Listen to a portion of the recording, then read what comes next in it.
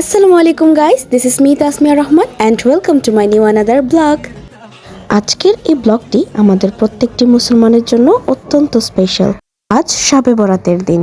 আজকের এই নিশিশান্ত রাতটা কেবল একটি রাত নয়, এটি হলো রহমত ও দোয়া কবুলের রাত। চলো শবে বরাতের এই ছোট্ট ছোট্ট পবিত্র মুহূর্তগুলো তোমাদের সাথে শেয়ার করি।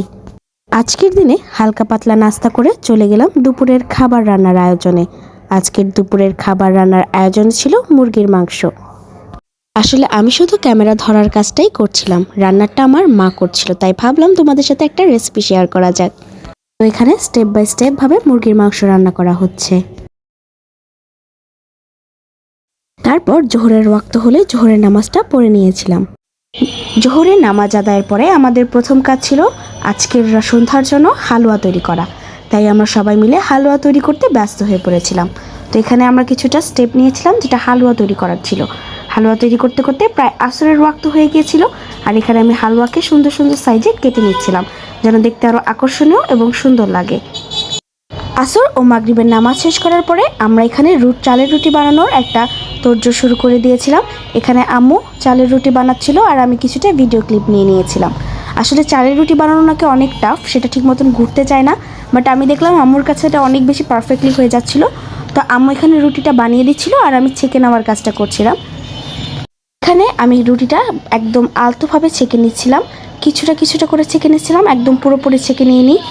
আর এখানে ছিল আমাদের আজকে দুপুরে রান্না করা মুরগির মাংস, প্লাস আম্মু বুটের ডাল দিয়ে মুরগির হাড্ডি এবং চামড়া রান্না করেছিল, অসম্ভব মজা হয়েছিল।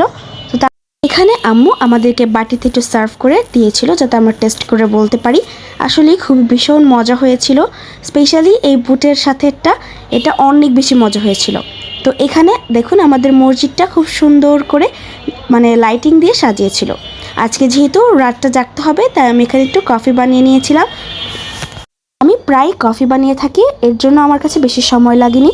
তো কফি খেয়ে আমরা নামাজের জন্য প্রস্তুতি নিচ্ছিলাম।